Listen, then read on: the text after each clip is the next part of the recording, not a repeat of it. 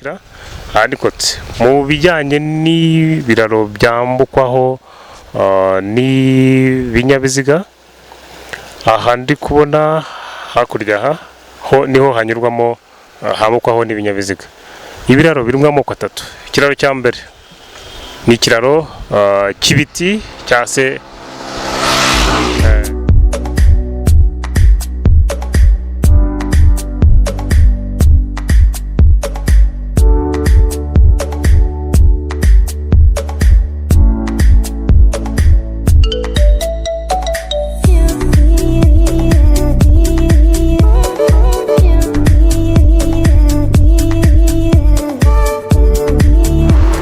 twongeye kubasuhuza inshuti mwe mudukurikira muri benshi,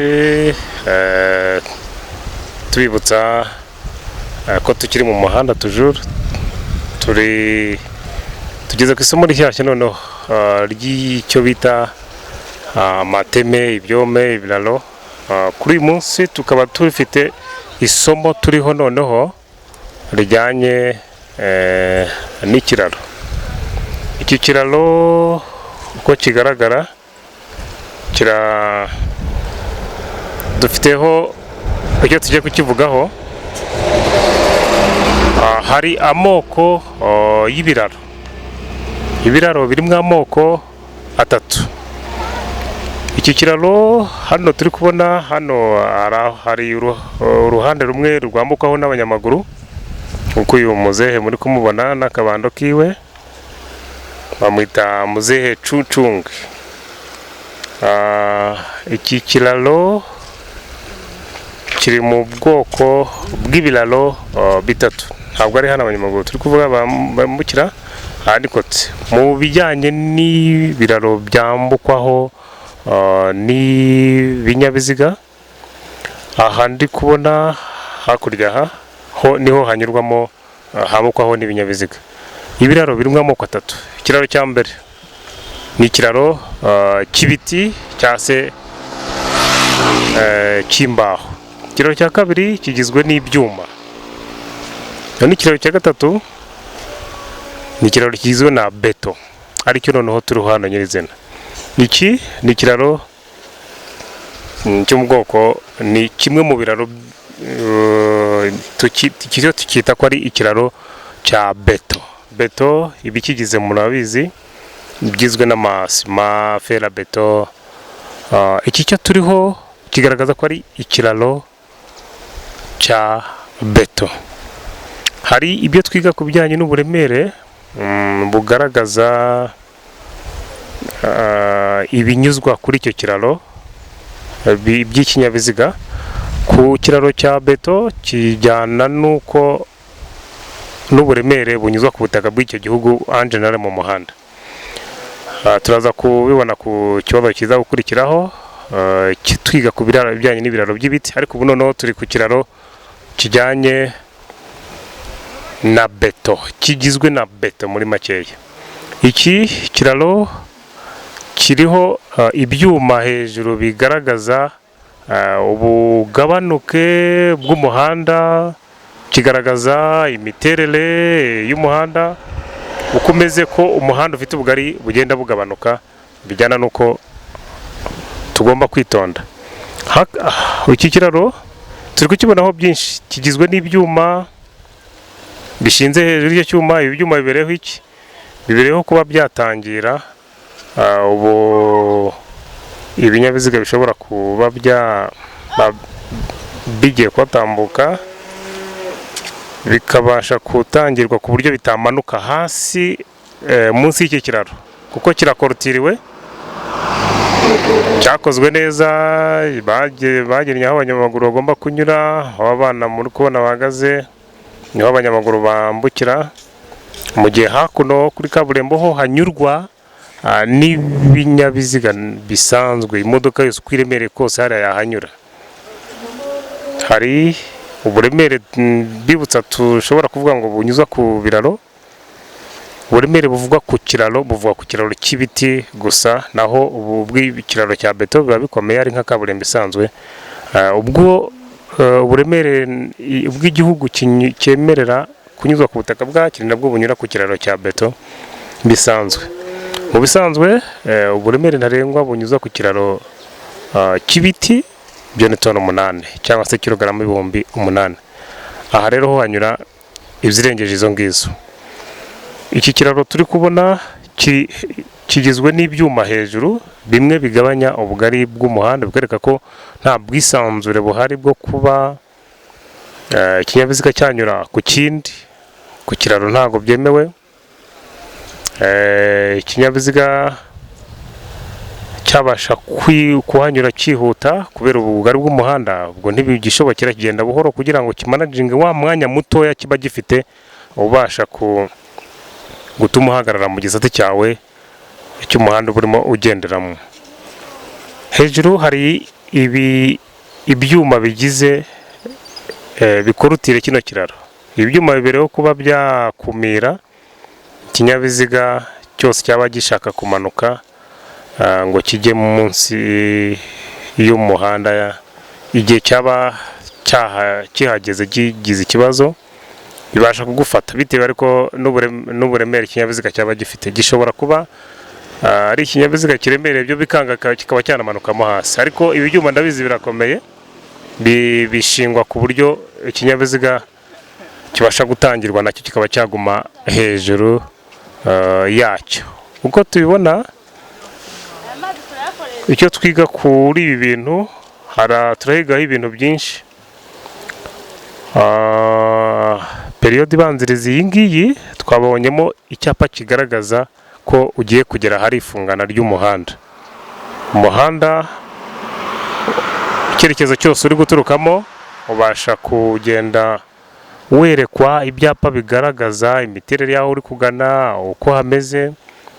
Ko tubona abana aho bahagaze ni ku nzira z'abanyamaguru aho bambukiranya, naho hakuno hanyurwamo n'ibinyabiziga. Hari ibyo tugiye kuba twareba bijyanye n'ibindi bimenyetso biboneka kuri iki kiraro.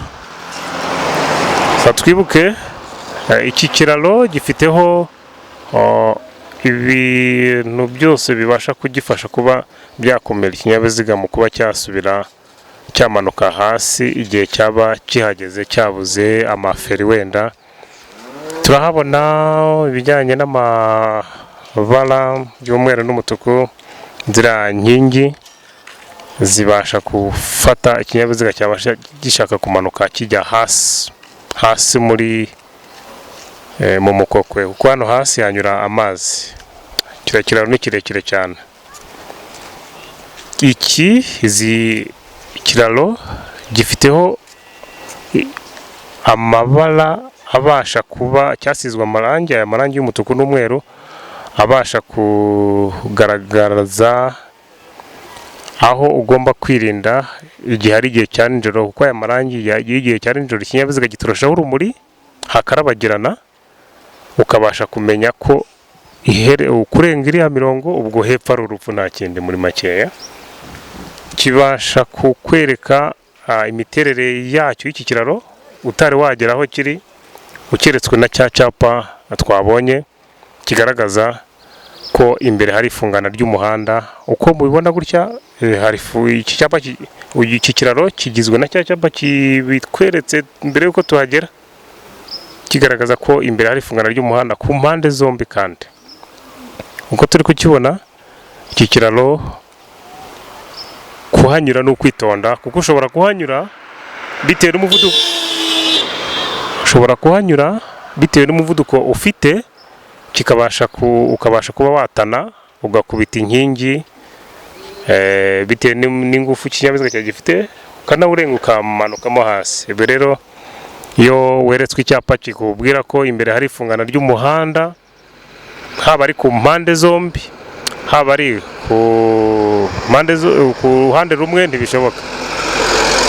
Uko tubibona haranyura ibinyabiziga biremereye bitwara imizigo, ubwoko bwose bw'icyo washaka kuhanyuza. Iki kiraro kiba gikomeye cyane, nta kibazo. Kinyuranye n'uko cyaba ari ikiraro cy'ibyuma cyangwa se ikiraro cy'ibiti, niho hagaragazwa ku cy'ibiti, niho hagaragazwa uburemere ntarengwa bugomba gukinwa kuri iki ngiki. Ariko kuri iki ngiki kiba gikomeye cyane, kigizwe n'amabeto zikomeye cyane. Bishatse kuvuga ngo ku miterere y'iki kiraro, iyo ukibonye ukiri kure ni ukugabanya umuvuduko, kuko iyo utwaye ikinyabiziga ukaba uri wihuta, ugiye kunyura ku kiraro kumanaginga side yawe ko ugomba kuba uri hagati na hagati, iyo wihuta aribwo bigusaba ko utana ukagenda hejuru y'imirongo. Ubwo iyo ugiye kugera ku kiraro, icyo usabwa ni ukugenda buhoro, kugabanya umuvuduko kugira ngo umuvuduko mukeya ugufashe gutambuka aho ngaho, kuko hatambuka umuvuduko mwinshi ubasha gutera intandaro yo gukora impanuka.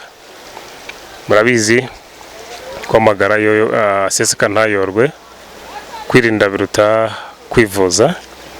Kuri byo ndumva ku batari bazi ubwoko bw'ibiraro mu mikorere yabyo nibyo turimo tugaragaza, turacyagaragaza. Ubu iki ni kimwe mu bwoko bw'ibiraro bitatu twari turimo tuvuga. Iki ni ikiraro kigizwe na beto, hakaba hasigaye ubundi bwoko bw'ibiraro bibiri, ikiraro kigizwe n'ibyuma. Undi bwoko bwa gatatu ni ubw'ikiraro kigizwe n'inyito ikunze kuba izwi bakunda gukoresha ngo iteme. Iyo bavuze iteme baba bavuze nyirizina ubwoko bw'ikiraro, ku buryo uteteranya ngo ni kimwe cy'ibyuma cya beto. Oya, iteme ni ikiraro cy'ibiti. Nicyo ryo somo turi bukurikizeho mu kanya. Kuri ubu turi ku bwoko bw'ikiraro cya beto, tugaragaza uburemere bunyuzwaho, ni nabwo bwemerewe kunyuzwa ku butaka bw'icyo gihugu, kuko imikorere y'imihanda ntabwo biremereye kimwe.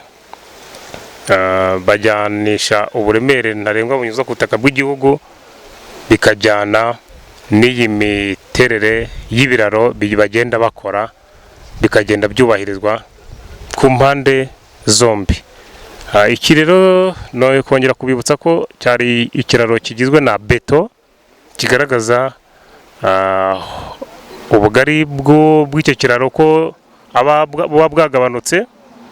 Hariho inkingi zigaragaza imiterere y'ikiraro, haba hafunguye ukinjiramo, imbere harifunze, bikwereka ko ubugari bw'iki kiraro aba ari butoya, bugomba kuhanyura mu buryo bwa buri wese uba ugiye kuhatambukana ikinyabiziga, kuko ikiraro kibisikanirwaho ku mpande zombi. Harigizwe na ziriya nkingi baba barashyize ku mpande zibasha kuba zakumira ikinyabiziga mu buryo bwose bushoboka. Ndabashimira, mbibutsa ko mukomeza gukora like, muduha komenti, mukore subscribe kuba batarayikora, biradushimisha cyane. Murakoze cyane.